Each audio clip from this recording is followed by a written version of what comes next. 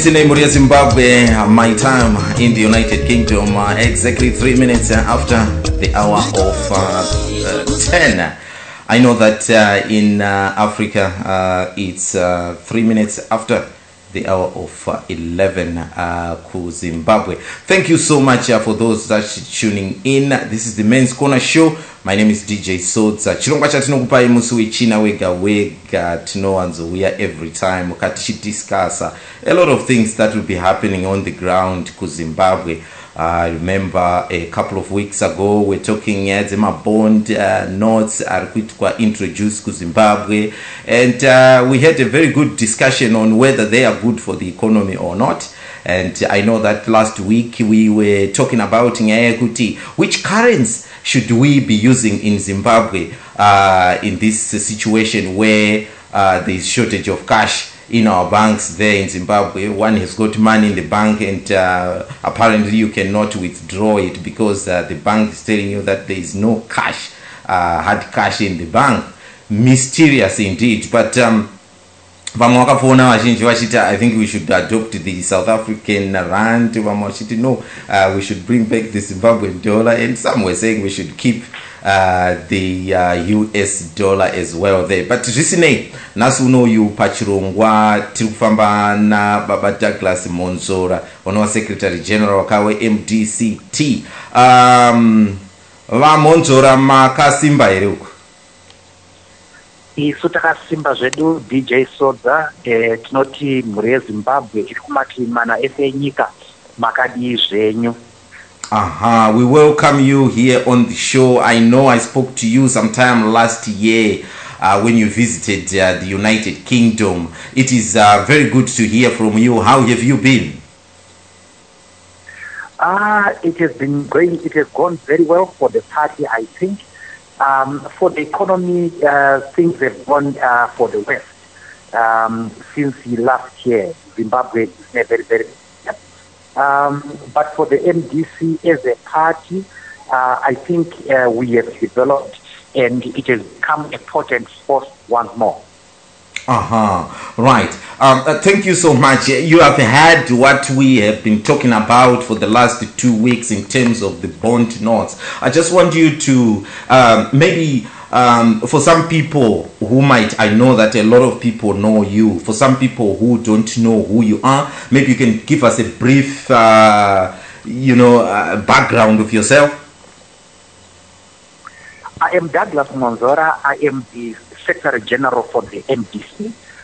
Previously, I was the spokesperson for the MDC as well. I am a lawyer by profession, and I was a member of Parliament for Nyanga North in the inclusive government. I was one of the co-chairpersons who spearheaded the writing of the Constitution of Zimbabwe. I have been a lawyer and a law lecturer for quite a number of years now. I think I'm going to my 23rd year as a lawyer. Thank you so much. Now, you have heard what we have been talking about the last 2-3 weeks. I don't know, in brief, could you just tell me what is MDC stance on the, well, we are hearing that there's going to be introduction of the bond notes. What is the party's stance on that? Well, the first thing is that the MDC is opposed to the introduction of the bond note because it views the introduction as a way of mopping up the little US dollars that people are holding in the economy. That way, the ZANU-PF will be able to sponsor their violence in 2018. It also means that there is going to be printed useless money, and the printing of useless money to work alongside useful money is a class issue. What will happen is that the poor will have the banknotes, while the rich will get US dollars. So those people who are in the rural areas who sell their tomatoes, their tomatoes, and so on, they will get banknotes. So yes, the poor having inferior money and the rich having superior money. It is not the answer to the Zimbabwean problem. The answer to the Zimbabwean problem is that there is no investment coming into this country because of the poor and bad economic policies of ZANU-PF. There is no predictability in the economy. There is no policy consistency on the part of the government. For example, the Minister of Indigenization says X, and the Minister of Finance says something completely different. That does not attract investors. The second thing is that in this country, there is no respect for property rights. Again, that drives away investors. Coupled with that, there is no political stability and no one is going to come. So there is a high risk factor in Zimbabwe. So no money is coming into the economy, no production is taking place. Okay, thank you so much, Mwonzora. Can you tell me, because you see, I mingle around with a lot of MDC, sympathizers and supporters here in the diaspora. They question what are you achieving by these so-called demonstrations that we've seen going around in Zimbabwe. That MDC is doing a demonstration in Harare, Bulawayo, and we're here in Mutare now. What have you gained by doing these things? Well, thank you very much for that question. Our supporters or the general public may remember that the MDC had its Congress in 2014. And that Congress came up with a clear roadmap to free and fair elections in 2018. The first cornerstone of the roadmap is the national convergence of all progressive forces. The second is electoral reform. The third is mass action. The fourth is the unity of progressive forces. Now, the situation in the demonstration must be understood within the context of the situation in Zimbabwe. There's grinding poverty, unemployment, capital flight, economic decline, corruption, and poor service delivery. There is total stagnation. Therefore, these demonstrations are issue-based, meant to make Zimbabweans aware of the plight around them, to make the government respond positively to what the MDC is asking it to do. So these demonstrations are aimed at. These are demonstrations against poverty, unemployment, the theft of the $15 billion, the introduction of the bond notes, and the general governance crisis. We held the first demonstration in Harare, and it was well received by members of the public. We held another in Bulawayo, and we are going to hold another in Mutare. The purpose of this demonstration is to bring to the fore the issues afflicting the people of Zimbabwe. We must not keep quiet about it. We must bring them to the fore and mobilize the Zimbabwean people around these issues. So these demonstrations are working, and really they have shaken this government. That's why ZANU-PF is trying to copy them. And we have also seen that these demonstrations have brought a lot of confidence on the part of the people of Zimbabwe. Other organizations are demonstrating as well. You may have known that the Occupy Africa Unity Square people were demonstrating, the churches were demonstrating as well. These demonstrations bring confidence to the people of Zimbabwe. They also show the country, the leaders, that the people are aware of what is going wrong and that the people cannot be ignored anymore. We are going to have, after the provincial demonstrations which we are having in the major cities, we are going to have the Grandmaster Demo in Harare, where we are going to flood the streets of Harare by supporters from all over the country, and here making specific demands that the government must respond to. Aywa, thank you so much. For those just joining us, my time in the United Kingdom, 12 minutes after the hour of 10. We are live, and I'm just talking to Douglas Mwonzora here, the Secretary General of MDCT, just trying to find out what has been happening. Now, Mr. Mwonzora, I spoke to you last year, I remember that. But you stressed at that interview that your foremost, your responsibility basically as the opposition was to bring the electoral reforms. How far has MDC gone in trying to rectify this? Since last year, the MDC united with other political parties, and as we speak, we have 13 political parties who have united together to fight for electoral reform. And these electoral reforms are being fought under the organization called the National Election Reform Agenda, which is a conglomeration of political parties who are like-minded to push forward for electoral reform. Basically, these electoral reforms are meant to even the playing field, the electoral playing field, to guarantee the secrets of the vote, the security of the vote, and the security of the voter. Since we launched this NERA program, we have managed to achieve quite a few things. First of all, we have managed to get ZEC to admit that there is no voters' roll in Zimbabwe. And in fact, in the by-elections that are taking place, they are reconstructing the voters' roll. Number two, we have now forced ZEC to engage the United Nations in compiling the voters' roll as well as other electoral reforms. And this is underway as we speak. As we speak again, ZEC admitted at a workshop that we held in South Africa about a week ago that since there is no voters' roll, they are going to embark on a biometric voter registration exercise where the voters' roll will have the picture of the person and the other features, and it will be activated. The voting process will be activated by the thumbprint of that person. That eliminates or reduces double voting. We are still struggling and fighting for the diaspora vote. But what is important is that we have forced the government to the table through the Zimbabwe Election Commission.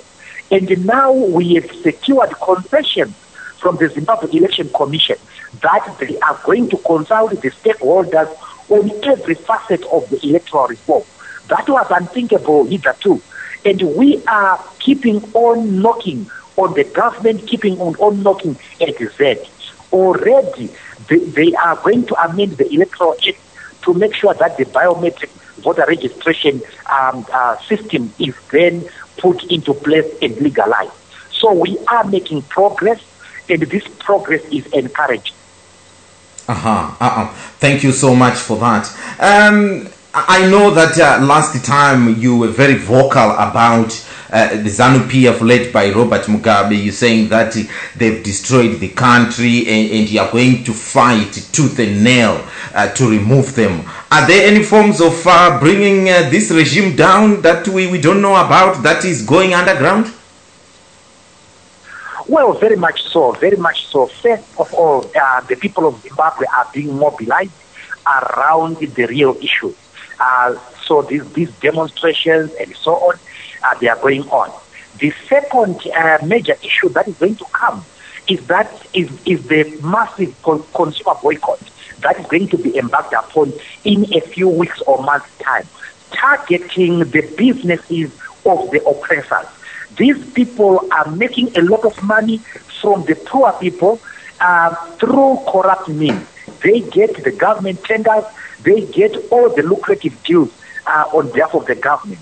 And the people of Zimbabwe are wallowing in poverty and misery. So we are going to embark on a massive consumer boycott to stop people from buying and supporting these businesses. That's the first thing. The second thing is that there is convergence and unity of progressive forces. First, under the National Election Reform Agenda. Secondly, more broadly, dealing with the other aspects, not election only, we have formed the Zimbabwe National Agreement Platform, ZINAP, whose purpose is to design the future for Zimbabwe. We, as political parties, are talking together to find ways of cooperation and working together come 2018. So yes, there is a lot that is going on. There, on the part of the MDC, there is re-engagement of the MDC with its traditional allies, both nationally and internationally. So we are very happy that we are shaking this regime, and that this regime is showing signs of giving in, and we are very encouraged by that. Thank you so much for that. The other issue that is coming out of the diaspora and, these online newspapers and everything, people are talking about that maybe there is something in the background there that is not visible yet, that maybe you are talking to other political parties there to form a grand coalition to defeat the enemy.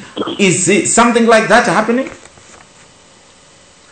Well, I think it is still too early to say that something like that is definitely going on. But of course, the MDC at its Congress made a resolution that it will work with other progressive forces to achieve two objectives. The first objective is the removal of the dictatorship of Robert Mugabe and ZANU-PF. The second objective is to transform Zimbabwe socially, politically, and economically. And therefore, it is important that the progressive forces work together. Already, we are doing that under the electoral reform agenda. We are doing that under ZINAP. But it is important to note that when we come to the issue of coalition, four key concepts are involved. First, we need to weigh the pros and cons of any coalition. The second is that we need to look at our context and see what type of structure of coalition we must have.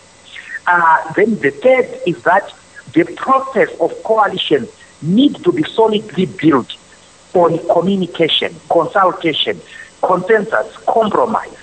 And it is a 5-step cycle that involves the masses. What is important is that the MDC likes to work with other political parties, but the MDC is not interested in an elite pact. The MDC, if it is to enter into any coalition with anyone, will involve in its decision-making matrix the members of the MDC. We will go to the structures and ask them what they want. We are not going to get into coalitions for the sake of it. We are going to go into coalitions if we have to, which coalitions will will push the revolution forward. Some coalitions can reignite contradictions of the past and may end up dysfunctional and disturb the party, which is clearly now very, very stable. So we will enter into strategic partnerships with other political parties only if this adds value to the struggle. And of course, when choosing coalition partners, it is important to look at many, many factors. And the most important is that size of the political party is not unimportant. So the size of the political party, the demonstration of support, or any other capacity is of paramount importance. But most importantly, we want to involve the masses in this. That is why the MDC does not want to plunge into coalition discussions as a first step. The first step is we deal with common issues that we agree on: electoral reform, the vision of Zimbabwe, etc. And then we tie these knots. That's when we can discuss of coalition. The problem of entering into coalition discussions without much background work is that you are then enmeshed in the positions conundrum. People begin to think about position. Who leads the coalition? Who takes what position? at the expense of the conditions that make change possible. So we are for working towards conditions and then discussing gradually on ways of working together, be it a coalition, an alliance, or an electoral pact. We will see that when we go, when we get to it. But we are working towards that. We are working towards working together with other political parties. We are opposed, and I want to repeat this, we are opposed to elite pacts. Elite pacts are those agreements made by intellectuals who sit in hotels and decide to come together without the involvement of the masses, without the masses to involve in the first place. But we are going to work with other political parties, yes. Thank you so much. So you said that you'll be happy to compromise. Can Morgan Tsvangirai compromise if, let me give an example, maybe Maim Juru, you get into a coalition with him. Can he compromise to give Maim Juru the presidency? It is not up to Morgan Tsvangirai or Maim Juru to decide who leads anything. It is up to the people of Zimbabwe. That is why we say that our decision-making matrix involves the structure of the party. It is those people who are going to tell Morgan Tsvangirai where he will stand. It is those people who will tell anyone who will work with us where they will go. It is not up to the individual leaders to make that choice. But of course, a lot of things have to be considered. You have to consider the context. You have to consider the background. You have to consider the relative strength demonstrated and not claimed strength by each of the political parties if that coalition is to work. But it is not for Morgan Tsvangirai to agree or refuse the position. He has made it clear that he is a slave of the people, and he has demonstrated this over the years. The position that he has, he didn't claim it. He was given and entrusted by the people. And if they still have confidence in him, they will continue to give him that. But we are not yet at the stage of saying who will be what. Okay, thank you so much for that. I mean, the entering of Maim Juru to the political arena where he formed a party have ruffled some feathers, I'm told, in the MDC. How true is it? Are you running scared? Certainly not. Certainly not. We are looking at the formation of the people first as a complementary act to the struggle, and not as a competition. And it is still too early to be scared by the people first. First of all, it is not yet tested. It is not yet to be formed. It's not a formal political party. It is going to be formed maybe in July or August, and it has no known structures that we know of. It has no experience in opposition and has no proven membership. However, we find value in their past experience in government, their interaction with the security establishment, and also the fact that it is a formalization of the split of ZANU-PF. The MDC, on the other hand, has a proven experience in the opposition. It has defeated Mugabe before. It has had a majority in parliament before. It has solid structures. As we speak, the MDC has the National Council, the National Executive, the Standing Committee, 12 provincial executives, 210 district executives, 1,958 ward executives, and out of the 7,090 branches, the MDC already has 3,500. It is a party with such solid structure. It has demonstrated membership over the years. The MDC has never scored below 1,200,000 votes over the past 16 years. It has held these demonstrations in Harare and in Bulawayo. The figures, the pictures are there for all to see. We have nothing to fear but fear itself. as the MDC. So we are quite happy with the state of the MDC, proven leadership, stable party. Since 2014, the MDC is not showing any signs of splitting at all. But other political parties are showing signs of splitting. Already, my friend Niki's party has split 3 times. And Mangoma's party has gone almost into oblivion and so on. And Professor Mwonzora is also struggling. Dr. Baduku is under the weather politically. So the MDC is very, very solid, but it is not an arrogant party. It sees the value in other parties. But the fact that we see value in another political party doesn't mean that that political party is bigger and better than us. Thank you so much, Douglas Mwonzora there.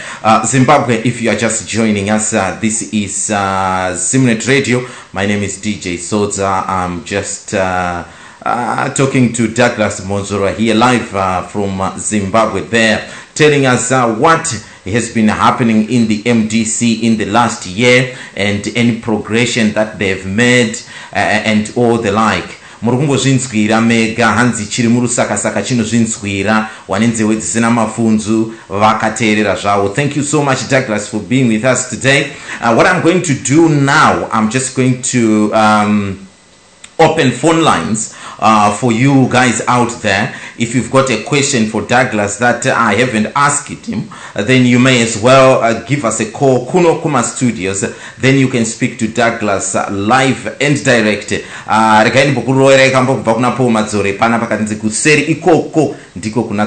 Then we'll be back after this.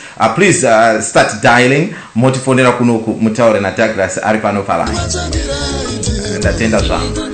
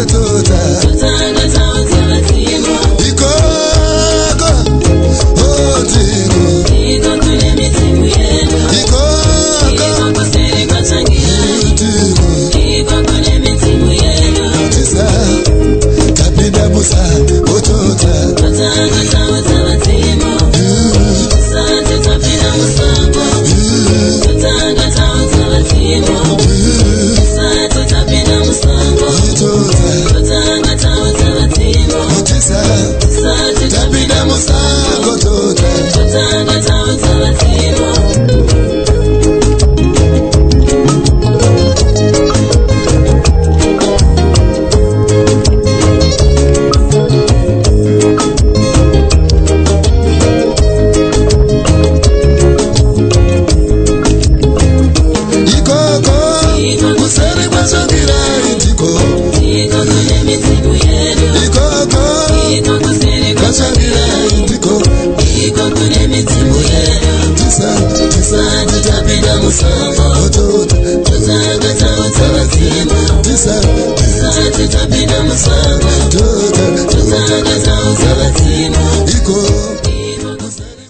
Make the whole world know about your business. Advertise with ZIMNET Radio. Email marketing@zimnetradio.com. It is a Thursday, and you know what that means. It's a men's corner show with yours truly, DJ Sodza.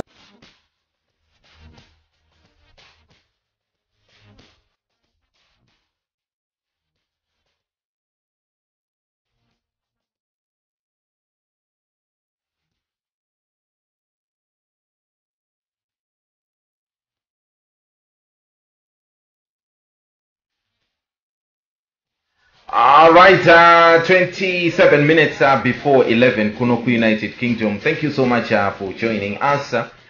Please do give us a call, Kunokuma Studios. We haven't got much time.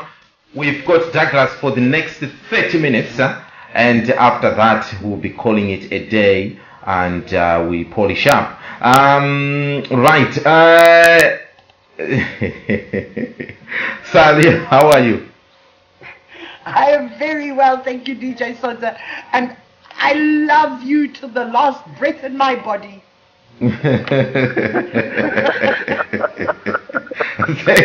Thank you so much. I've waited so patiently to be on the same radio show as Douglas. I'm not even going to try Mwonzora. Is that how you say it?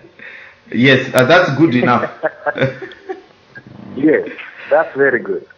I'm terribly sorry. You see, what I see in my mind and what comes out my mouth is there's a short circuit somewhere, and I am absolutely thrilled to be on the same show as you. I am a great follower of yours, not of the MDC, of yours. Okay, I love your thought pattern. I respect the way that you worked on the Constitution. I really enjoy you, and I thank you so much for giving us your time on the show. Oh, thank you so much. Thank you very much for those kind words. Now, Sally, have you got any question? I know you've been listening all along. Have you got any question that you feel that I failed to ask Douglas that you want to ask him now that he's here? It's not a question so much as the biometrics voters registration role. How would that work in the rural areas?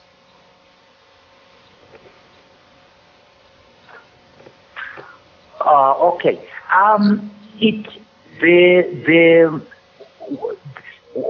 What will happen is that they will use equipment, but we are told that they may use the equipment offline, and you will have a physical voter's roll with the facial features of the voter and other details.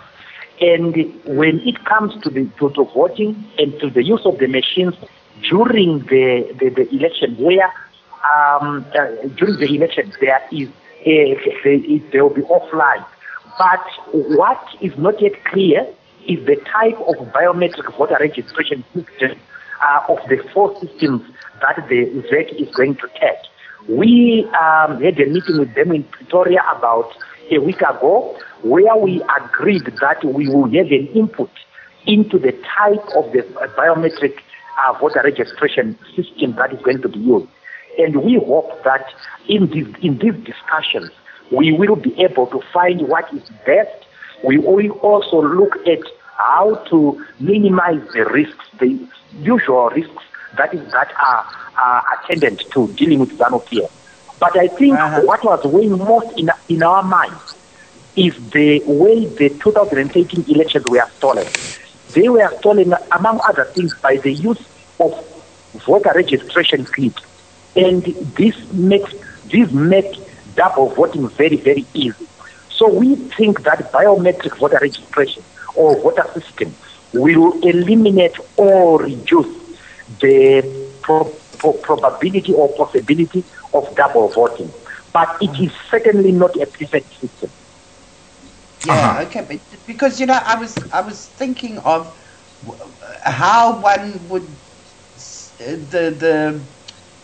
the people in the rural areas, okay, how one would bring that up to verify and that sort of thing. So I mean, if it's offline, okay, cool. Okay. Thank you very much for that. Okay, thank you so much. Thank you so much, Sally. Right, I know that people are calling in. Please do call in. Ideally, if you've got one question, so that we can give others a chance as well to ask. Mukoma Wilbert, welcome to the show. Thank you. Good morning. Good evening, everybody. Right. Have you got a question for Douglas? Yes, I've got a question for him. Douglas, remember November last year, you were telling New Zimbabwe that you will be dragging ZANU-PF, kicking and screaming to implement the reforms. That has not happened, and now we are 2 years before the elections. Are you still going to get ZANU-PF to implement meaningful democratic reforms before the next election? Well, you must remember that, thank you for that question, but you must remember that ZANU-PF does not want the reform, does not even want to move an inch when it comes to reform, because they benefit from this OPEC system. But since last year, we have managed to force Zimbabwe Election Commission to embark on electoral reform. They have had to hire an expert from the UNDP to look at a few areas like voter registration, voter education, the holding of an all-stakeholder conference, and of course now the biometric voter registration. These represent incremental gains. It may not be realistic that we will get 100% of what we want, but the fact that we have made the move this far means that we are making progress. And this must be measured against the stubbornness of this regime, the fact that they are giving in. We have also managed to win that it should be the Zimbabwe Election Commission and not Tokayo Mdede's Registrar General's office, which must compile the voters roll. That's a big movement. And to get the Zimbabwe Election Commission to admit that there is no voters roll in Zimbabwe and that we must have a fresh voters roll, again represents incremental gain. The progress, whether slow or fast, is for people to judge. But the fact is there has been significant movement. And if we keep on pushing, we are slowly getting there. Okay. Sorry, just to follow up on that one, Douglas, are you saying that, or are you denying that during the GNU, it was MDC that failed to implement the reform? Because SADC leaders did encourage you guys to implement the reforms, and you didn't. And now, are you saying also with the progress you are making, are you telling the Zimbabwe public that the next elections will be free and fair, particularly stopping violence? Well, first, it is unfair to say it is MDC which should have implemented the electoral reforms. Certainly, the way the inclusive government worked is that it worked on consensus. And it also worked by design, by, I think, the people who negotiated it, including the MDC, did not foresee that within the agreement, they had inadvertently put the power of veto on a political party, so that for anything to be implemented, it had to have the blessing of the other political party. And when it came to issue of electoral reform, especially security sector reform, ZANU-PF refused flat. The MDC negotiators pushed and pushed and pushed to the last conference, that conference in Maputo. They were pushing for electoral reform, but the system didn't allow them to do that. So it is unfair to say the MDC did not push for electoral reform. It did push for electoral reform. They were written down. They were not implemented because the implementation required consensus. I am not saying that the 2018 elections are going to be free and fair. But what we must do as Zimbabweans is to make them as free and as fair and as possible. So we are trying to do that to even the playing field. We are fighting for their diaspora vote, and as things stand, with the movement that the government through Zimbabwe Election Commission are making, we are likely to get significant reform. Okay. Thank you so much. Again, I saw Zimbabwe Panama. I know that I'm being asked to pay numbers and Zimbabwe. If you wanna get in touch with us Kunokuma Studios, if you have got a question for Douglas, he's right here. And like I said, we've got about 20 minutes now. Tina Panapa. Then we'll call it a day. So you better start dialing now. If you are in the United Kingdom and you want to talk to Douglas, please dial 0208 144 3766. That's our landline number there. 0208 144 3766. That's our landline number. Direct Mopa Matera na Douglas. Kanamuru kwa America and Canada, please do so. Our number is 214-736-3622. That's 214-736-3622. And also, if you have got Skype, Skype. My Skype ID is ZIMNET Main Radio. ZIMNET Main Radio. Right. Dina Mukanya pa line up. Mukanya maskwera say. Makasura say ko DJ Sodza. Tinofara chose. How are you, my brother? Izitiri kufara chaizo nekunza kwa maita gamba redu. You want to speak to Douglas? The honorable Mwonzora. Makadiko honorable. Ndilipo makadiko mkanya. Kwakadiko. Aiwa kuno kuri nani. Ndakafarira documentary yakaitwa yamaita ye constitution yaya. Yakaitwa rebroadcast. Ndaida kubvunza kuti pane statement yakataurwa kupedzisira yakanzi iwe Mwonzora na mangwana ako mama kuda kuonererwa. Hamuna kutya here nestatement yaya. Iye mangwana vakadiko. I was with Paul Mangwana this afternoon dealing with something else. And as you may want to know that I am completing a book which talks about the real behind the scenes happening during the constitution making process. But we had reached a position that we were no longer afraid of Mugabe and his ZANU-PF. We thought that when doing this constitution, we have to think about the future, our children, our children's children. And these were far more important to us than Robert Mugabe. Disappointing the future generation was more frightening than Mugabe and his soldiers to us. So, but what is clear is that Mugabe was very, very annoyed with us for having lived to the principles that we said we'll live with. We were looking at the future. We were looking at the legacy of Zimbabwe having its own constitution. And we did not worry much about the rendings of that tyrant.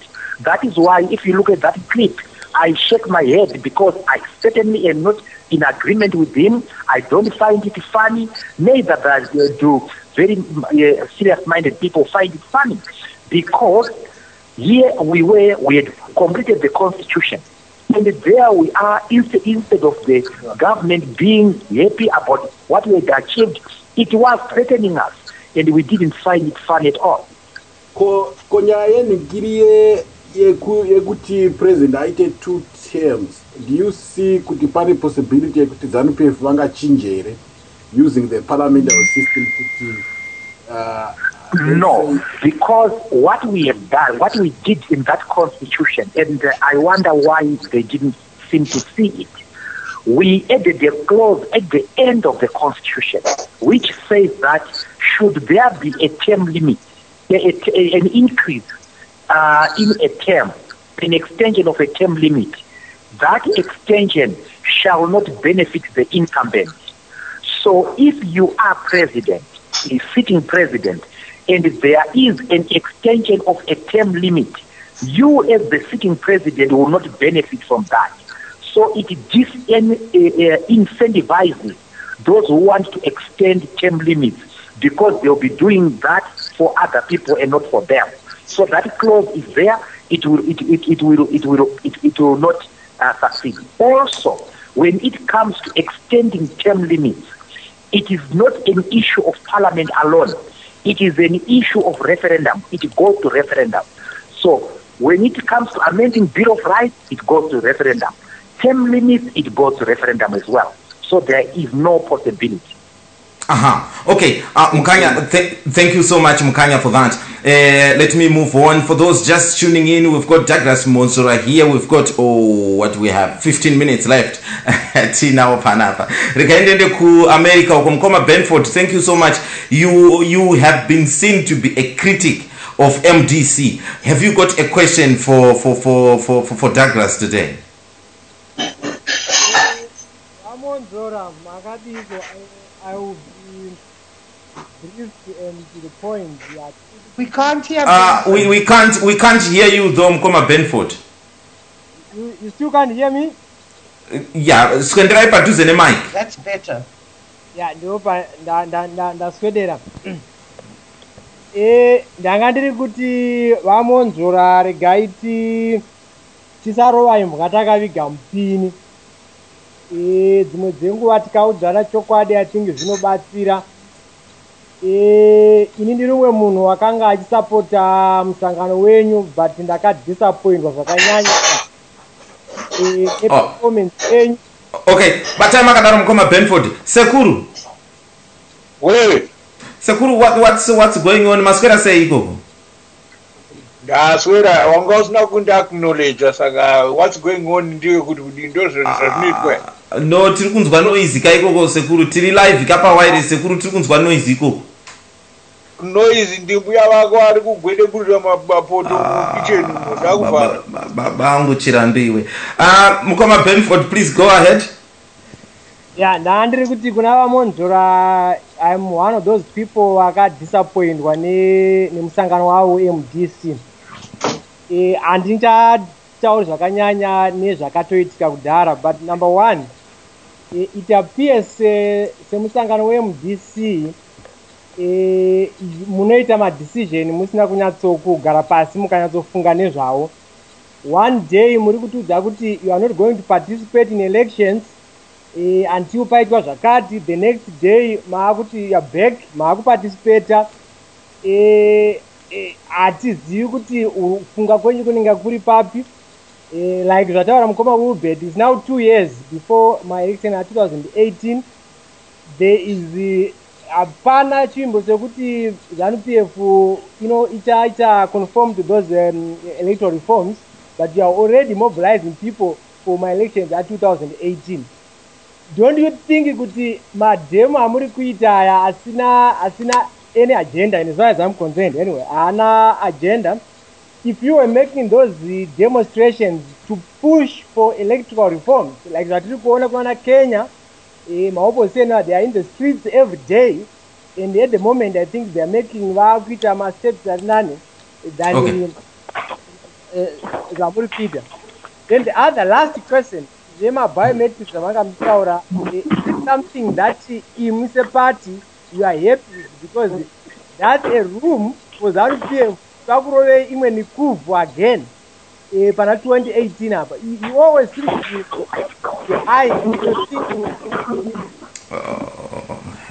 okay. Okay, Mkoma Benford. Hello, vachangotibata pa ZIMNET apa.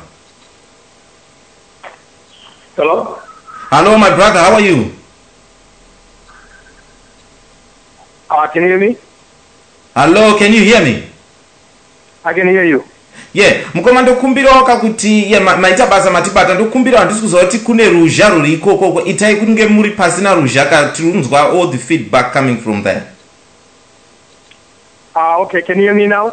Yes, I can hear you now. Please hold on. Right, Mkoma Benford, I think mabvunza mibvunzo yakati kuti ndokumbira wani kwafona kuti mobvunza mubvunzo 1 kuitira kuti time yacho tipo wamwe mukana. Handichanyatsiziva po Douglas, have you heard the questions? Yes, I did. I did hear the gist of the question, yes. Okay. Go ahead. Oh, yes. First, Mkoma Ben says that he was disappointed. And I am not so sure at what stage of the MDC's life that he was disappointed.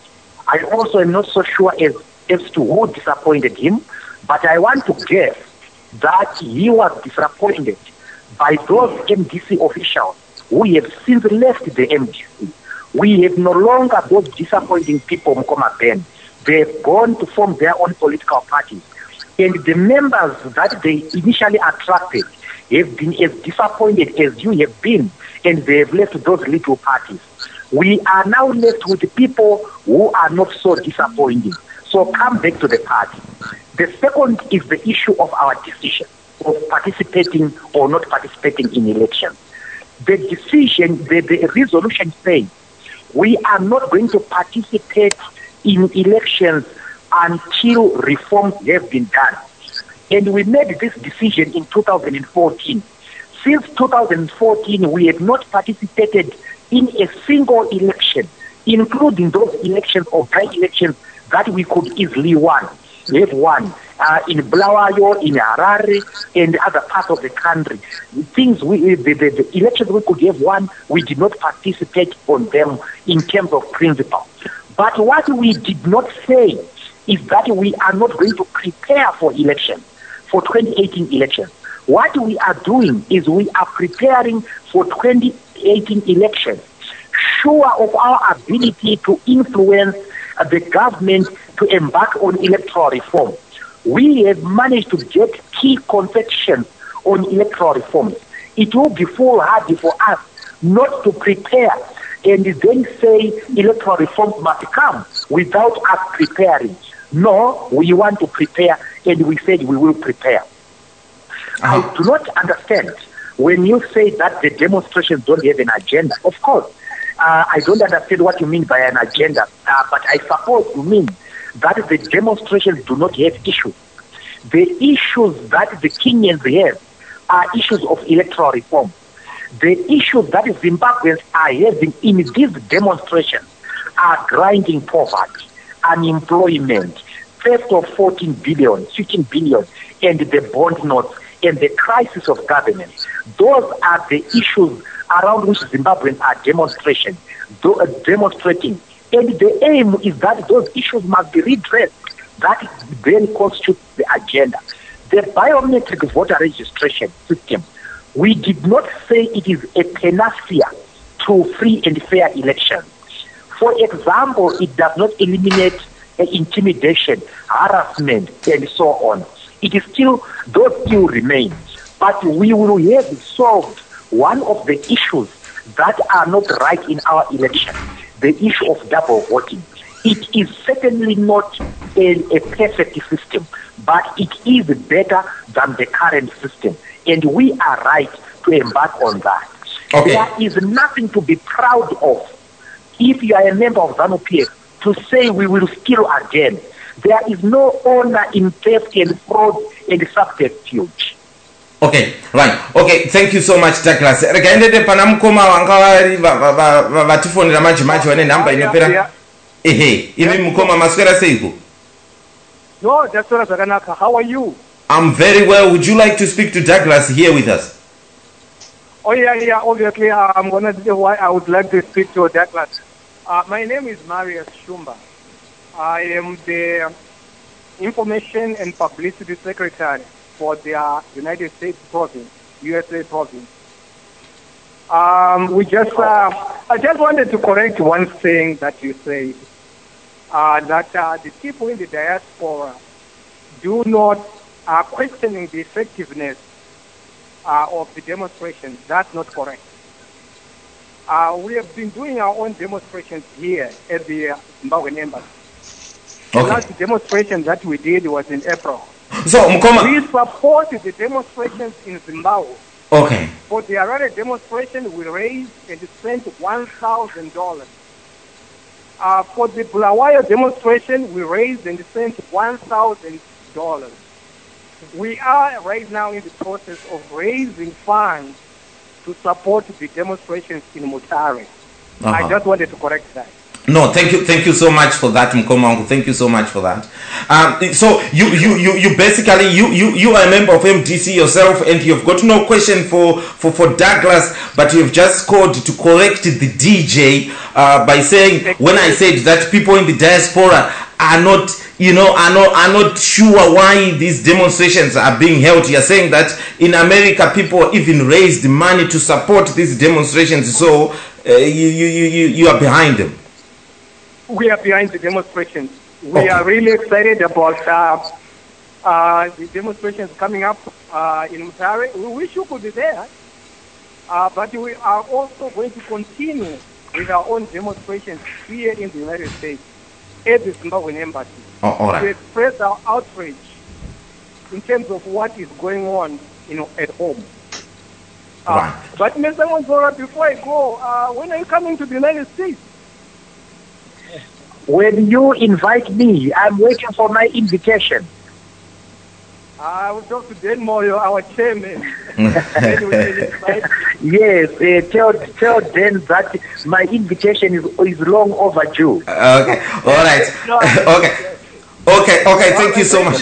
Thank you. Right, Sekuru Birmingham, thank you so much. Sekuru, you are a die-hard MDC, and I know that for a fact that if there is any election to Zimbabwe, you fly to Zimbabwe for just the purpose of casting your vote. That is what I call a true supporter.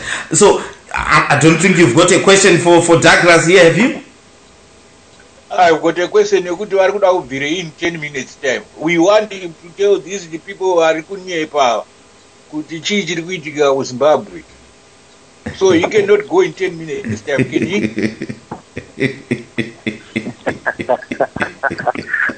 No, we can't. That's my sekuru for you.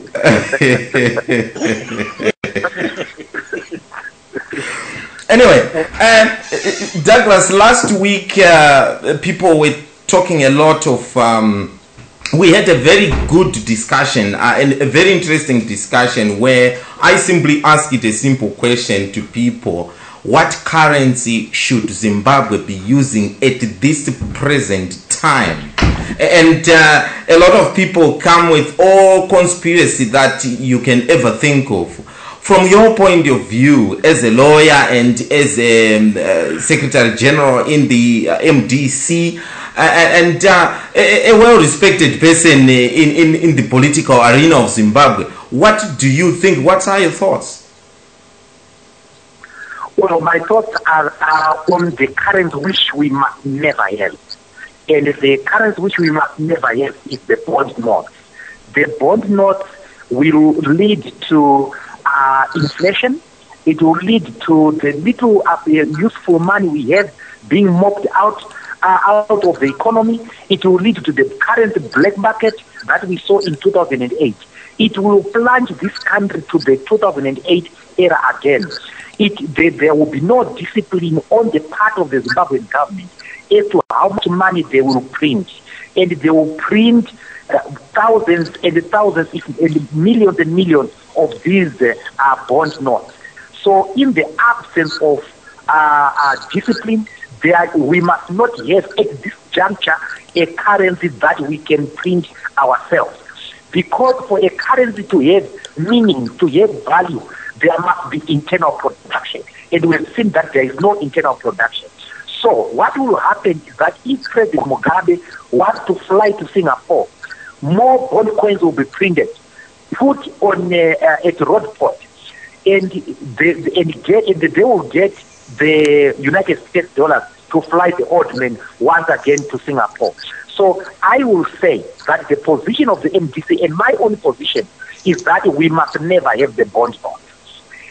Regarding the issue of whether we should have the rand, I think what the experts in our party have recommended is that it is better to use the rand currency as opposed to the United States dollar. Well, to work parallel to the United States dollar here in Zimbabwe. So I would support that because it is coming from the experts. I am no expert in that field, but common sense tells me that certainly we must not have the bond note. DJ Sodza, can I ask something? Yes. The Honorable Douglas, I'd like to know your thoughts on that money that has been spent on the printing of those bond notes. Why couldn't that money have been used in Zimbabwe to encourage the opening and the refinancing of businesses on the exporting side in Zimbabwe? Why has it been used to print a lot of toilet paper?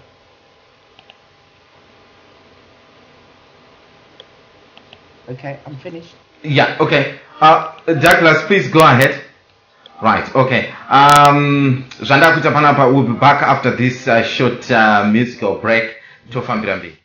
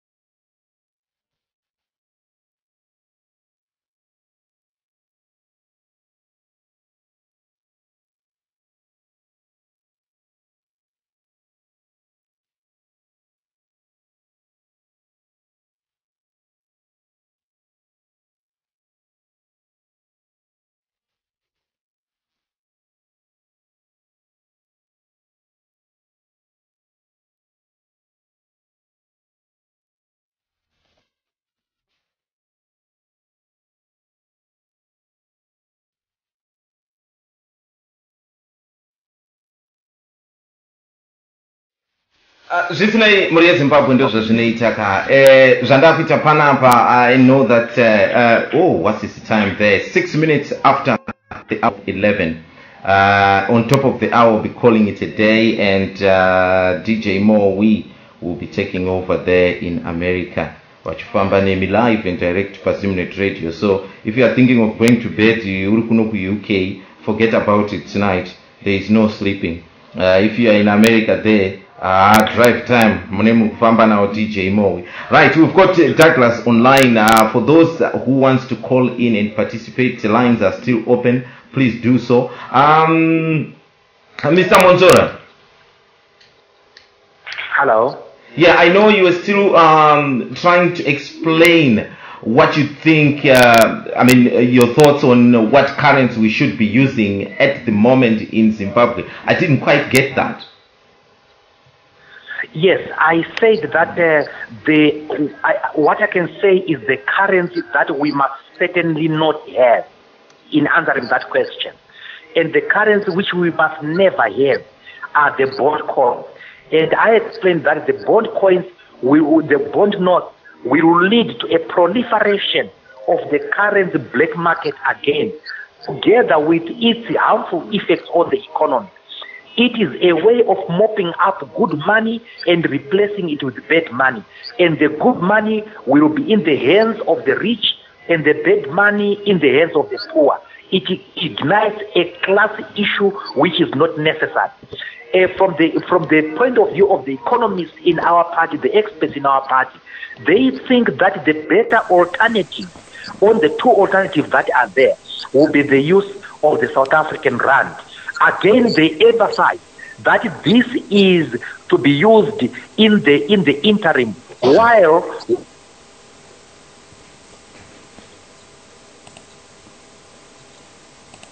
What's happened? Right. Robert Adambura futhi Robert.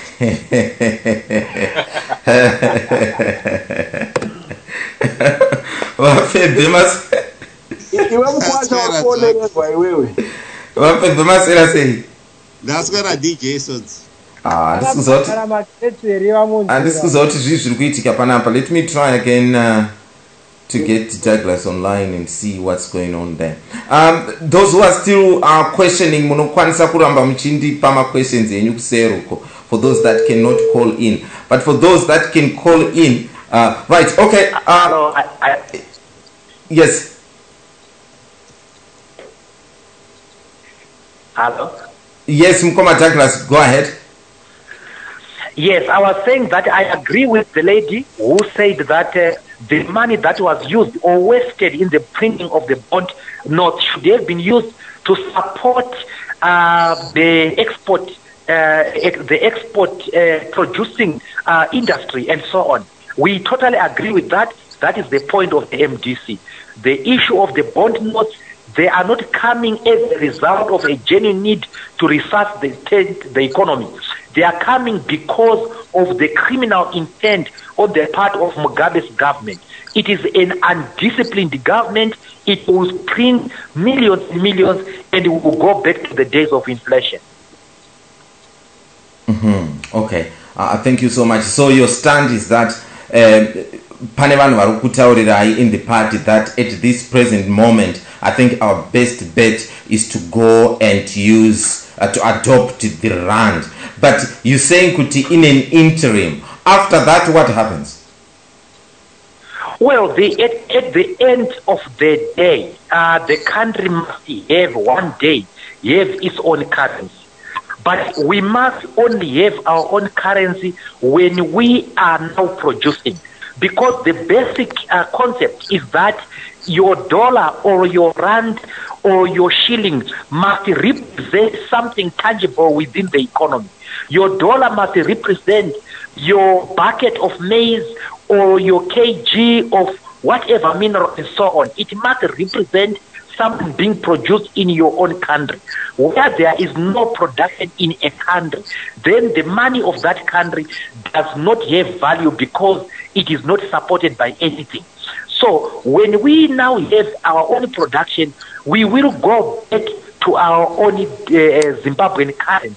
Remember, at one time, Zimbabwean currency was almost at par with the United States dollar, and I remember at one time it was cheaper to study in Canada than it was to study at the University of Zimbabwe because the currency was competitive. So there was a time, yes, when the currency was competitive here in Zimbabwe. And the one factor which was prevalent was that there was internal production here in Zimbabwe. Okay.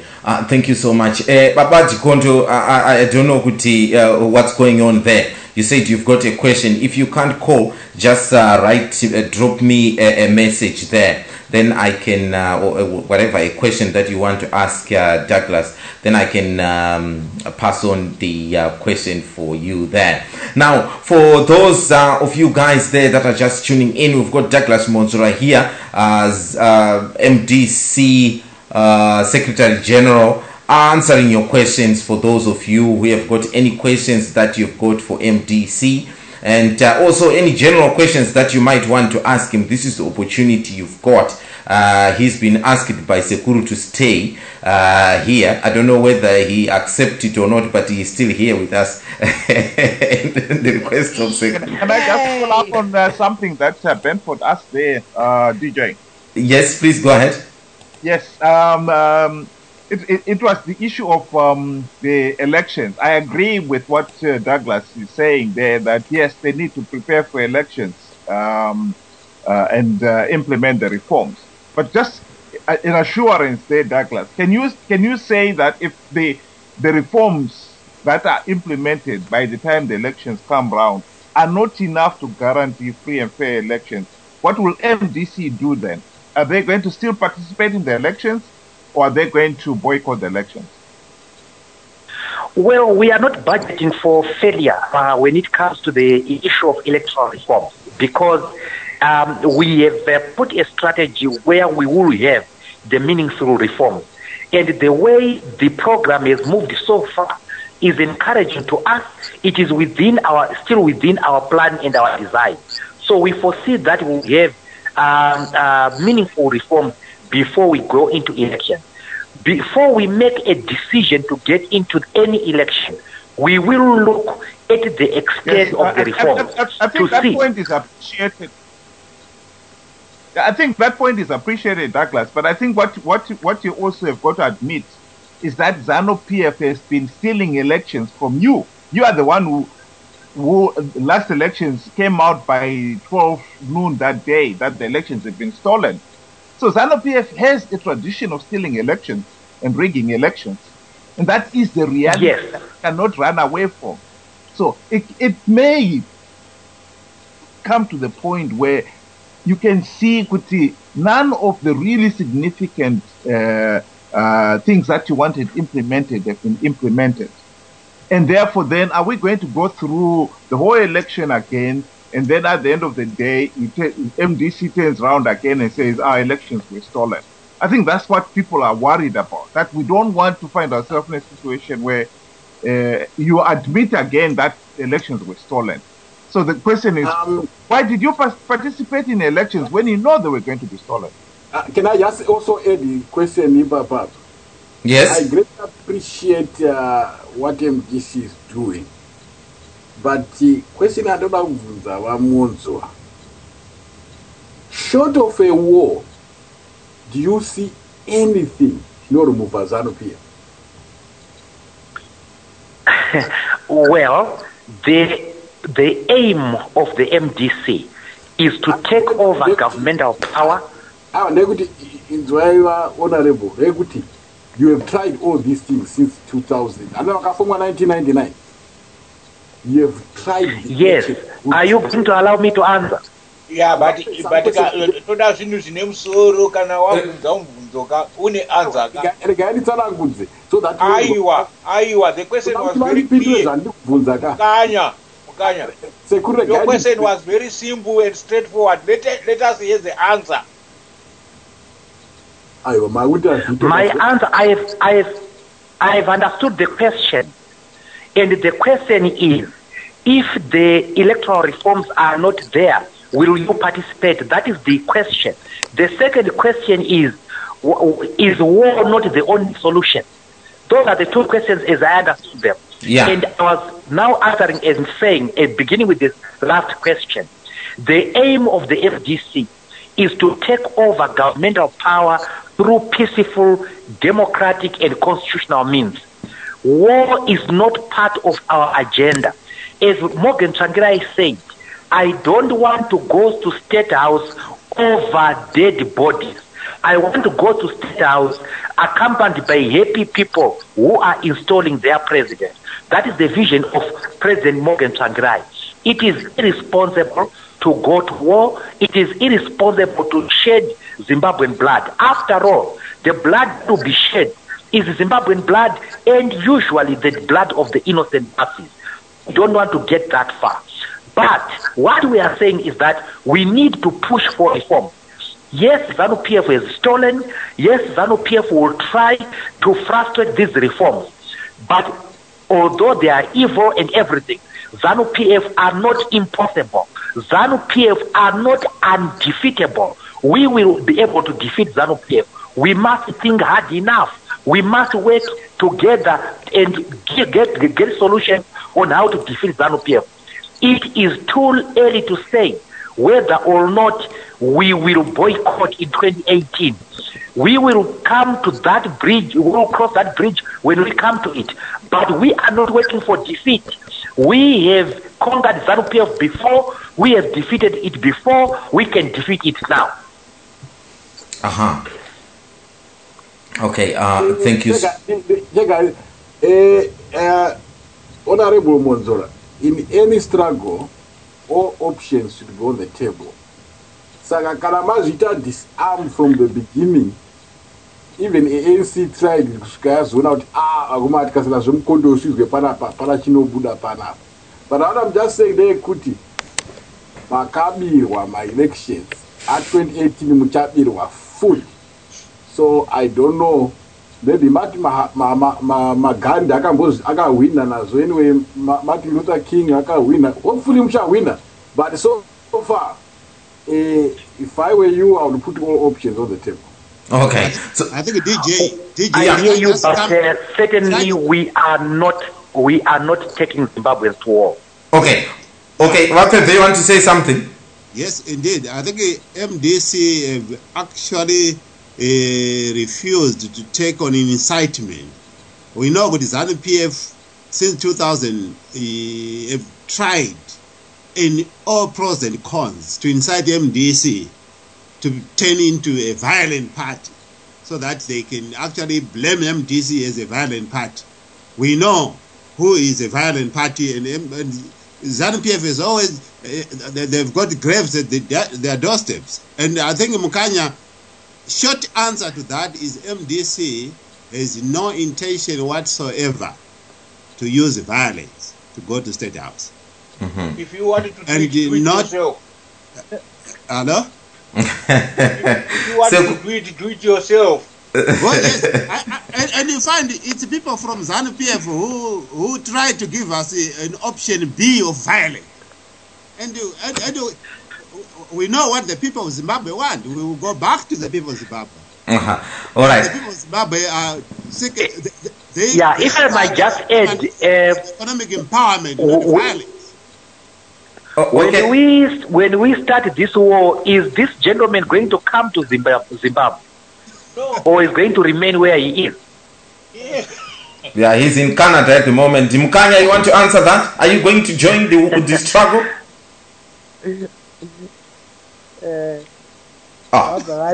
Mukanya have disappeared now, I think. Right. Mukanya mabvunzwa hapo kunzi, if MDC start the fight against the ZANU-PF, if they go on the street, nemapanga, nemanobukeri and all the like, will you join them? No, and can't leader, but can no. Oh, okay, all right. Thank you so much. Can I ask you, Mwonzora, one question? Yes, please go ahead. Mwonzora, ndabotaura earlier on disappointment yangu.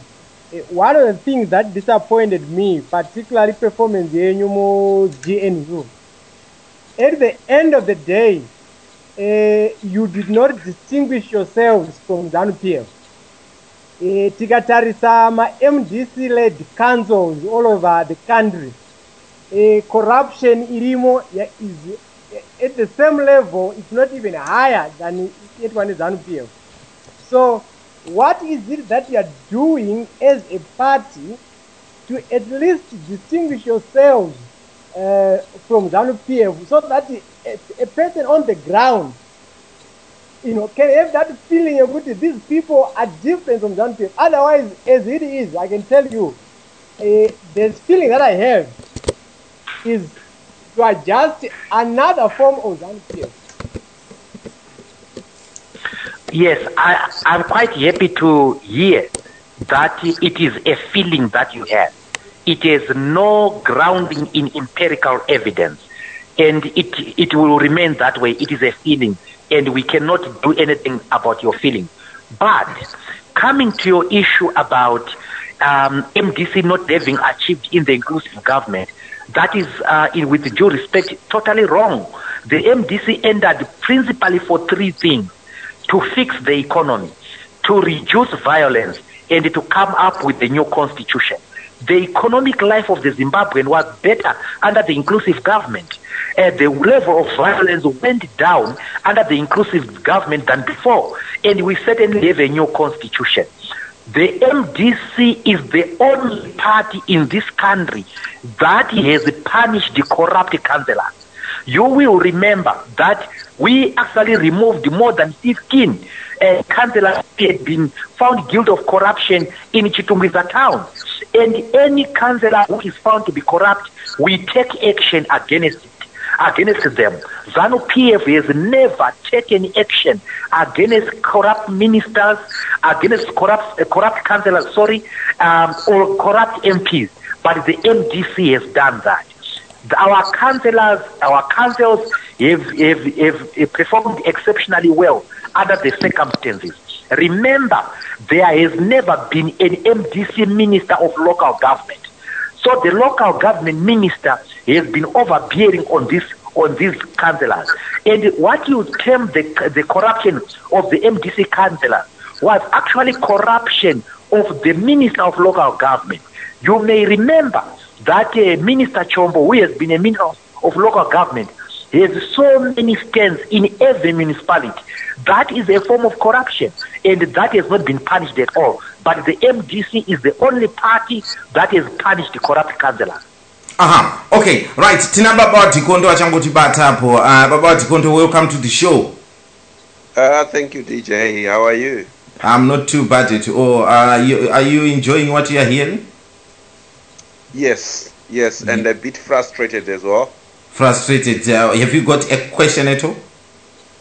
Yes. If I can be allowed more than one, that would be great. You'll be very lucky. Please go ahead. It is a pleasure really to have the Secretary General of MDC party, on the airwaves at the moment. My question to you, Secretary General, I believe you have been in this party since its formation in 1999, and you are aware of all the elections that Morgan Tsvangirai has lost to Mugabe. Let's take aside this idea of Nikuv, stolen elections, etc., and let's concentrate perhaps on the outcomes to say the MDC was defeated. You, as the Secretary General, what strategies do you have in place that can give me a peace of mind that come 2018, history is not going to repeat itself? Thank you very much. I want to correct one thing, that Morgan Tsvangirai lost elections to Mugabe. The first contest between Morgan Tsvangirai and Mugabe was in 2000 in the referendum. Morgan Tsvangirai was leading the no vote, Mugabe was leading the yes vote. The yes vote was defeated. Morgan won over Mugabe, and the organization he was leading won over Mugabe's organization. Mugabe lost. In 2002, Morgan Tsvangirai and Mugabe squared up in the presidential election. That's where you heard the very impossible vote of Uzumba Maramba Pfungwe. He challenged the election in court and asked for a recount of the votes. The judgment of that challenge of 2002 is not yet out as we speak right now, which means that the High Court, which has got a judge appointed by Mugabe, has known that the election of 2002 was in fact not won by Mugabe. Otherwise, the judgment will be out. In 2008, you and me and the world know that on the 29th of March, Mugabe was defeated by Morgan Tsvangirai. And you and me know that in the run-off election, Tsvangirai had to withdraw from that election because of violence. He did not want to see so much bloodletting anymore. And he pulled out of that race. That is not defeat. That what Mugabe did in the runoff is not a win. It is a fraud, subterfuge, and violence. So you cannot say that Tsvangirai lost to Mugabe in that. In 2013, We all know about this Nikov thing.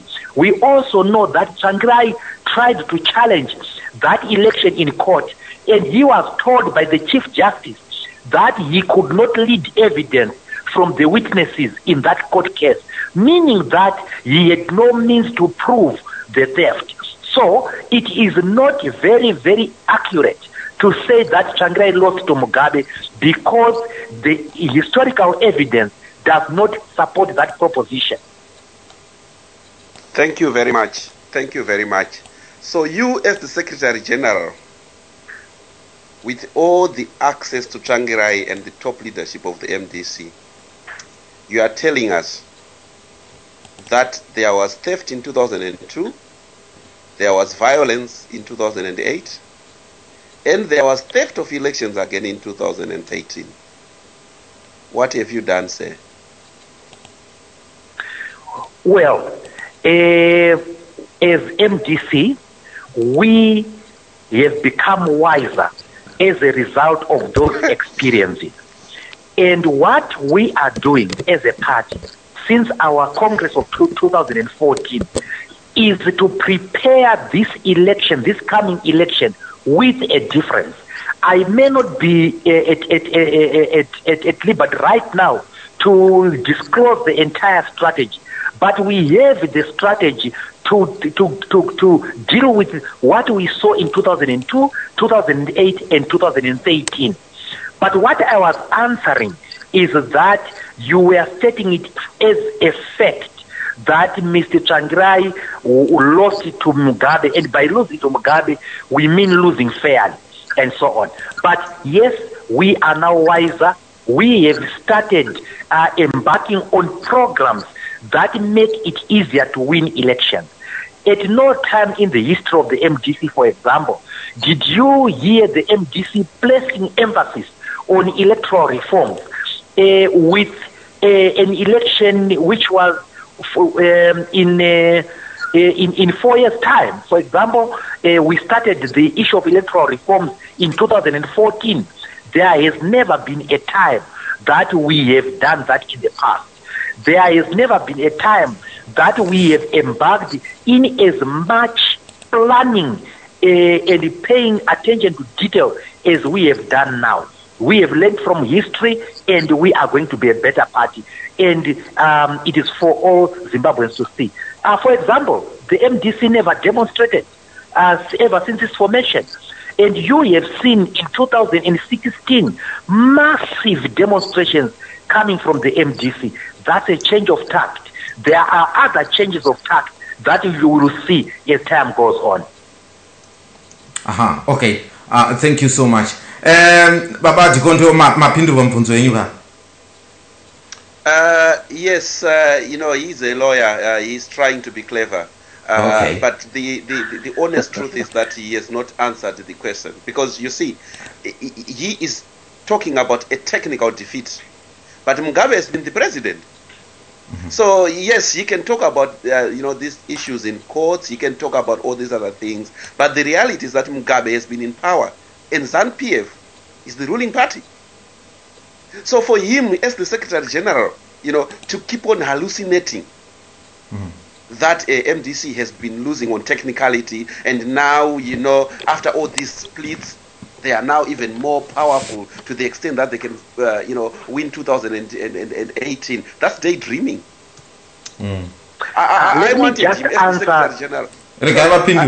As the Secretary General, who is actually talking to an informed audience right now, to be honest to himself that unreflected life is not worth living. There seems to be lack, if not death, of reflection within the MDC leadership. Okay. Let him answer Kababa Dikondo. Lastly, it doesn't mean that electoral reforms will win an election. That's daydreaming. You can reform the election. Listen, Moderator, can you be quiet, please? Say, I'm not. No, you have asked the question. Teaching no. Yes, you are not Mwonzora. I'm addressing the Secretary General. We want to hear the answer. You have asked Mwonzora. We want to hear the answer, not to hear your answer. What you answer? Answer. Iwo wanzi ubvunze mubvunzo wabvunza mubvunzo chimirira udaidzwe answer. Kana uchida kuita mubvunzo. Hey, stop it, you guys. Okay. I am a potential MDC maybe voter, and I'm asking this question so that maybe with clarity I'll be able to make choice. Okay. Now, if you two guys, Femve and Sekuru, are coming in right now trying to defend something else, then I tend to wonder, what is it that you're trying to argue? Okay. Baba Dikondo, can you speak to me right now? I'm to be honest with you, I try to let people say things here if you have noticed, but you know, I can be nasty as well sometimes. Baba Dikondo, talk to me. Have you got a question? You answer your question, and then we let Douglas answer the question. Now, can you start your question again? Don't give us your opinion at the moment. We just want a question. Yes, thank you, DJ. Okay. I have asked my questions and I've been answered. Okay. Now I'm making a follow-up on those answers, and that becomes a question as well. Because what I'm trying to say is that he is in denial that MDC has been defeated. Okay. Right. Okay, that's fine. Okay.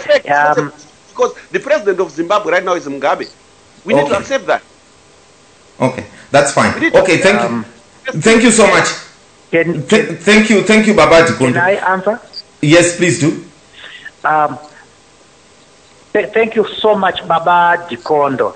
And thank you for asking a question and making a follow-up question.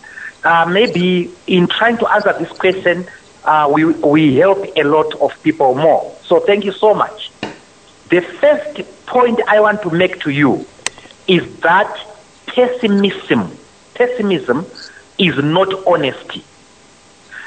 You want me to be pessimistic so that I look to you to be honest. Optimism is also a mark of honesty.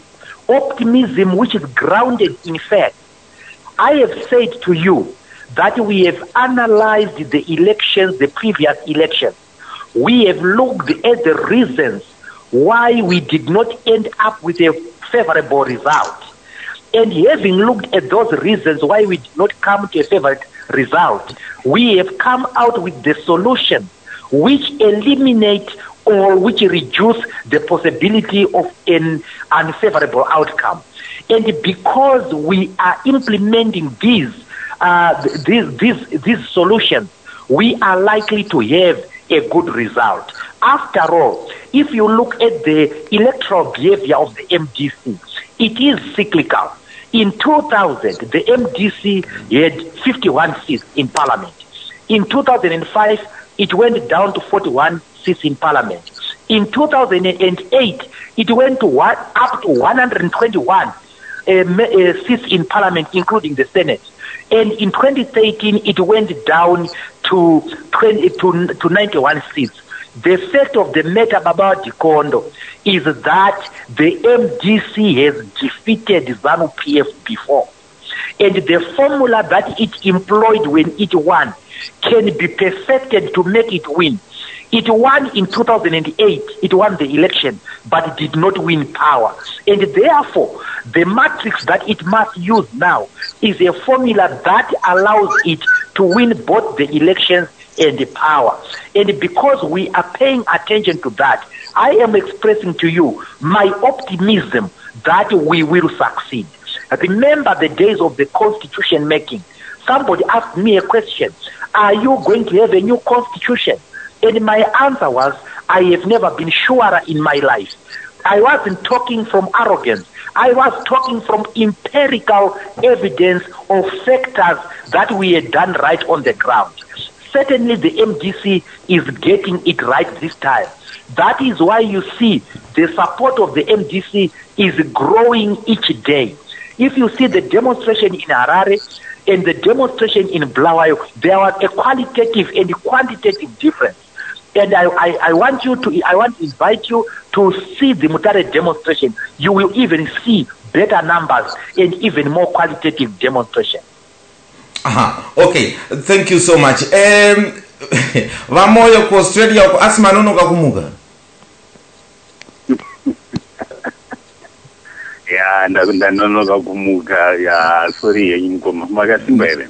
That Nofara Chose. Thank you so much anyway for getting in touch. We've got Douglas Mwonzora here with us. Have you got a question for him? Yeah, ndine urombo kuti ndinonoke hangu kunzwa chirongwa saka zvichida ndinogona kudzokorora zvambobvunzwawo nevamwe asi kana vachinge vakasununguka havo vanokwanisa havo kupindura but inenge zvandanga ndikuda hangu kunyanya kubvunzisisa ndezvekuti vaMwonzora vanoti MDC yakahwina muna 2002 and 2008 kana ndisina kukanganisa kunzwa. Chatindazire ndechekuti according to the numbers dzakanga dziripo and even 2013 of course vakanga vaine a majority in parliament, and the majority being as a result of two MDCs put together. And then, but they did not win at the presidential election, which required a 50% plus for an outright win. And for them to accept to go to the runoff, it was an acceptance of the fact that yes, they were leading, but they did not have the majority, and hence resorting to the constitutional requirement of a runoff. And in 2013, I think ZANU-PF came up with a 2/3 plus majority in parliament, with the president having 61% of the electorate of the votes. Oh, okay, right. How would how would he extricate a winning position from that? Okay, so basically vamoyo mubvunzo wenyu wamabvunza wakangofanana nemubvunzo wabvunzwa navababa vaDikondo kuti imi muri kuti muri kuti makahwina ngeiko vatsvangirai vasiri pachigaro kana muri kuti makahwina? That is the question, and I'm getting bored of it now, to be honest with you. Yes, that's the question, isn't it? Not the question. Right. No. No. Oh, you're answering it in a different format, but it's the same question, isn't it? Yeah, but DJ, why are you bored about it when we have got the Secretary General here telling the whole world? We must make progress because we are paying for him to answer these questions. So we need as many answers as possible. Yeah, but he should not lie to the nation with it. Right. Okay. I wanted to clarify my question. Yeah, but one more problem yandinaende kuti time yedu iri tight. I just want a simple question so that it can be answered. Mukatora 10 minutes muri kubvunza a question, it becomes a bit too much. Oh, okay. So sorry about that. Sorry. So saka ndandi kuti inini manzwira andiri kuita mubvunzo wenyu ndekuti muri kupokana nawo pakuti vari kuti wakahwina ma-elections yet they are not in power, right? No, that is not the question. Okay. The question is ndandiri kuti ko ivo ngavatitsananguriro the winning parts kuti according to the information we have, this is what we have. My numbers are now, this is what we have. So ivo kuti vatitsananguriro kuti what do they mean kana vachiti they won? Okay, right. Chirega ndikumise ipapo. VaMwonzora mune mafigures here amungapa vamoyo kuti vakahwina kana kuti makahwina inini? Yes, I have. Let me take you vamoyo pane 2008. The figure given by ZEC was that MDC had 47% in the first round. In 2015, in 2015, President Mugabe, speaking to security to securities chiefs said the figure was 73%. I hope you heard that. Yeah. Well, did you hear that figure? Yes. But we heard it. We took it seriously. So, so you have 47%. You have 73%. Definitely, the MDC won. And you know that in 2008, the MDC did not complete the rest of the runoff election because of violence and bloodletting. Now, when it comes to 2013, I'm sure you have heard the figures again from people who were in ZANU-PF who said actually in 2008, in 13, the MDC won. But what we are doing as the MDC is that we are not driving looking at the rear view mirror. We have put the disappointment behind us. We have put the theft behind us. We have learned from history and we have taken corrective action. And we are dealing with perception of a system of campaigning and a system of safeguarding our vote that will make sure that we safeguard our victory. And we are confident that that system works and is working. That is why we are optimistic of a favorable outcome in 2018. Okay. The fact that Mugabe is a president does not mean that he is a legitimate president. He is a president by theft. Right. Okay. He is a thieving president.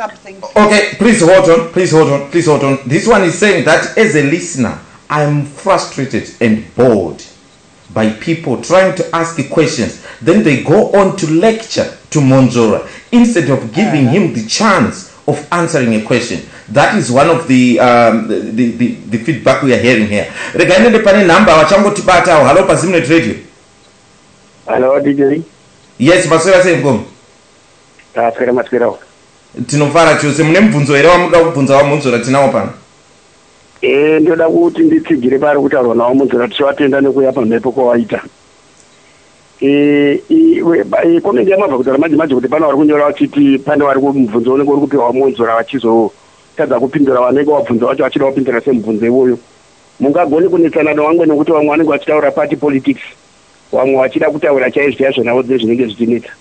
Mubvunzo wekuti sei MDC kana iri yakahwina isiri kutonga, waMugabe wari kutonga, wakangofanana nekubvunzo wekuti ko sei nhasi tiri kunzi hatina mari, isu takabva kuwana madiamonds manje. Matorerwo akaitwa mari izvozvizvi ndo matorerwo akangoitwa vhoti yedu yatakahwina.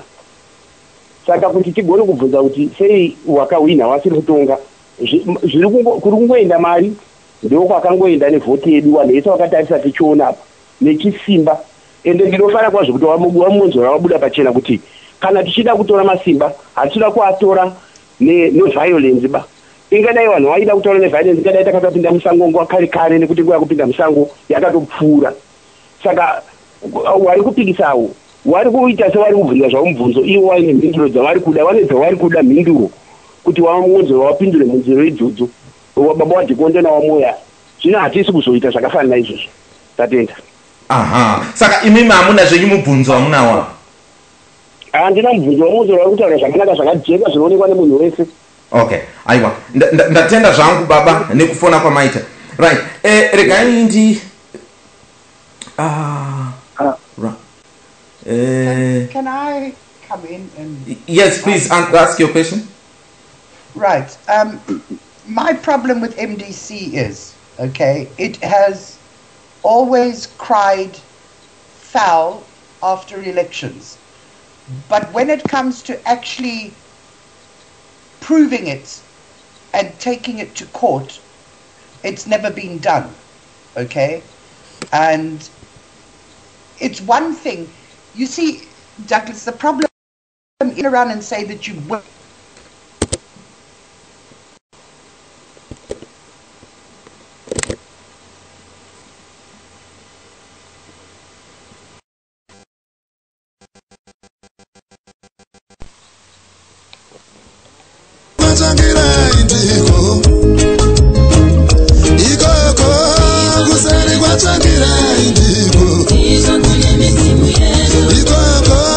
Kusele kwa changira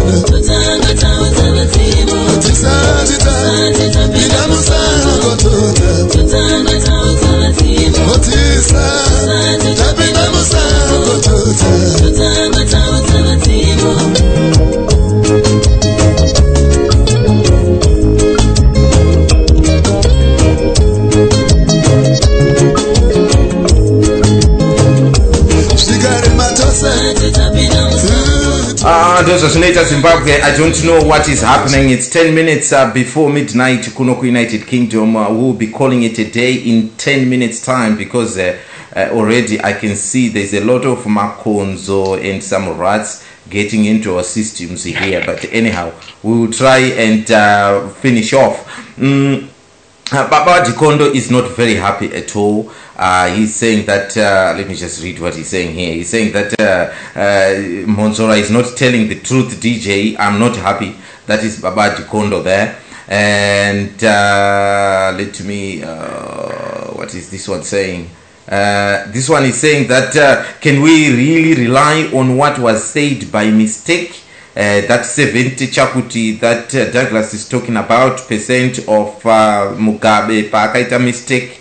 MDC is still in denial. They will never win if they maintain this attitude. They will never learn from their mistakes. And this one is saying that Douglas arikutaura zvinhu zvakanaka chaizvo, but we have got a lot of people that were raised in the ZANU-PF and they still have the ZANU mentality in them. Some of them are still working for ZANU-PF and they've heard that Douglas is on radio and they are coming here to act like this. Oh, what's going on? Now then, Douglas, we haven't got much time, but Sally, you had a question there, really in brief, that you wanted to ask? Yes, I'm going to. My thing is MDC prepared this time legally and to, when they turn around and say ZANU-PF stole the election, legally they have got grounds to stand on and they can take that proof to court? Yes, Sally. The difference between the MDC of yesterday and the MDC of today is the enormous amount of planning that we are now putting in this work. And you may want to know that the demonstrations that we are now doing, we planned them in 2014, we experimented with them, and we then are rolling them out. And the results are showing that some work was done. Similarly, we are perfecting our legal system within the party. Fortunately, we have quite a number of young lawyers who are coming up and coming lawyers, whom we are putting to fight various legal battles. We have two youngsters who have distinguished themselves. One is in Gweru, one is in Blawayo. And these youngsters have done very, very well. The one in Blawayo is called Kolwa Ngwenya, and the one in Gweru is Brian Dube. And these have been leading lights in fighting the political cases in court and have been winning. So that culture of winning court cases is creeping into the party. We are perfecting the legal system. We are also starting a program, a paralegal program, where we teach people at the grassroots about how to identify violations and how to report them, how to record them. So you are going to see better preparation in the court cases come the future. And the good thing is that we now have a constitutional court, and it will be easier to deal with this dispute. Yes, please, because MDC need to, when they say ZANU-PF cheated, they need to be able to stand up in front of the world and prove it, because otherwise they just become laughing stock again. Mm-hmm. Exactly. I agree with you. You are going to see better empirical evidence. Right now, you may be interested that we are doing a class action about the politicization of food aid, and the evidence is coming from the villagers who are now able to record exactly the dates, the time, the persons who did the violations. And this court case is going to be very exciting. We are having another court case where the traditional chiefs have intimidated people and so on. And we have recorded video evidence of that. which we are going to place in court. So qualitatively, in terms of preparation, the MDC is going very, very well. It's doing very, very well. Okay. Now then, thank you so much, Douglas. I know that you've been here before, and you can look after yourself in this kind of questioning. As a politician, as a lawyer, you can stand your corner.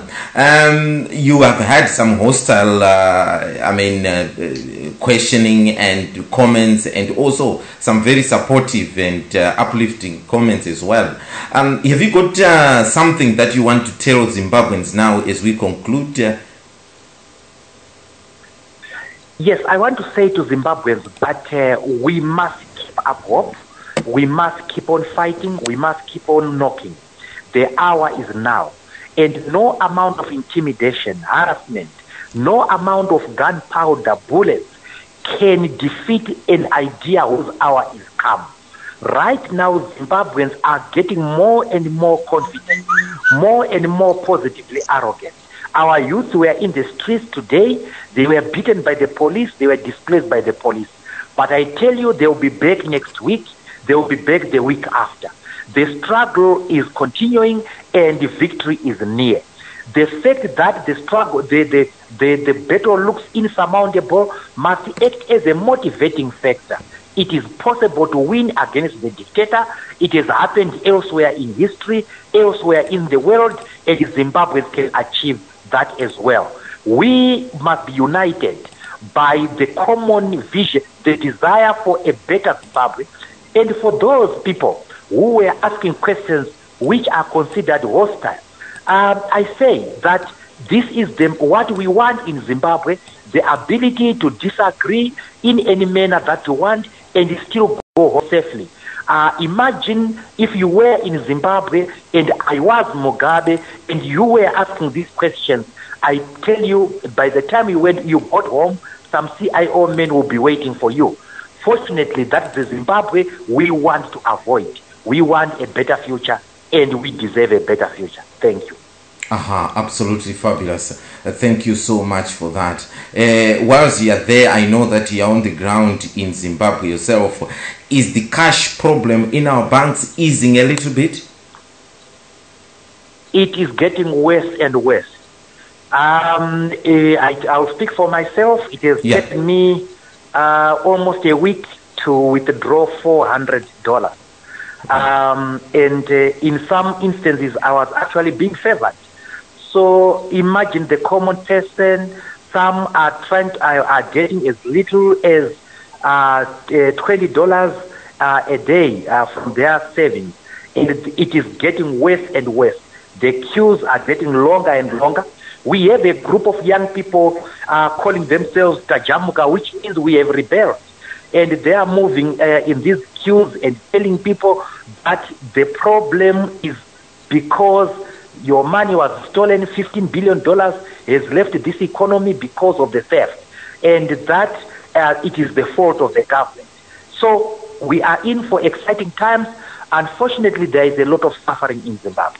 And so you are putting square the blame on the ruling party with this shortage of cash. Yes, of course. 15 billion was stolen from Zimbabwe, and nobody has been arrested for it. That means, therefore, that the thieves are from government. If we look at the unemployment, it's because of the government. If you look at why investors are running away from Zimbabwe, it is because of this so-called indigenization policy that the government is not following at all. It is abusing. That's why people are running away.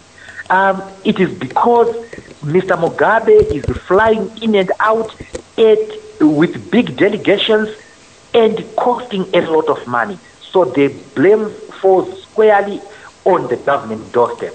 It is the government that cannot find Zamar. It is the government that made him disappear in the first place. Okay. So thank you so much, Mwonzora, for that.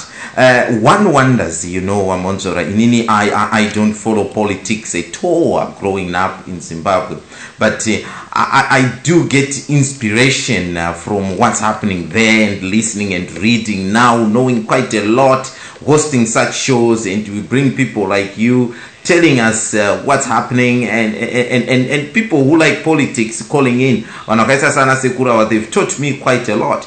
I am kind of confused as to with how people are struggling in Zimbabwe now. Come election, they vote for that government with a 2/3 majority. How can that be possible? I'm just putting 1 + 1 together here, and I'm finding it difficult to come up with a 2. I see. There are 2 explanations, just simply put. The first explanation is that the party ZANU-PF creates conditions of poverty, and therefore creates conditions of dependence of the electorate on the handouts that it gives. So it makes people poor in order to give them crumbs, so that the people, in return of getting the crumbs, will be forced to vote for ZANU-PF. When it comes to election time, suddenly people are spoiled by goodies, including opaque beer and so on. And come after elections, after these people have won, they go away. So they create conditions of poverty in order to benefit from that. Secondly, they also, within the conditions of poverty, they create conditions of repression. So people are intimidated into voting for ZANU-PF when they otherwise would not vote for ZANU-PF. Okay, thank you so much for explaining that. Zimbabwe, that is that. It's a minute after midnight, and it's a minute after 1 a.m. in Harare, and Mwonzora has taken his time out to be with us here tonight. I hope you have enjoyed the show, and we shall be back again next week, like I promised you earlier on, that we shall bring the ZANU-PF people here. We shall bring the Zimbabwe People First personnel here to interview them as well, and tell us what is happening in their respective parties as well. Like we say, it's bringing the people that matters in our life, that rule Zimbabwe, vanaita kuti tiwane chingwa patafura anditika. Naizvozvo inini basa panapa ndasiya ndapedza. DJ Mo will be taking over. Mwonzora, thank you so much for your time here. Thank you, Mr. Mwonzora. Dagi. Thank you so much. Dagi. And my special regards to Mr. Dikondo. Dagi. Mwonzora.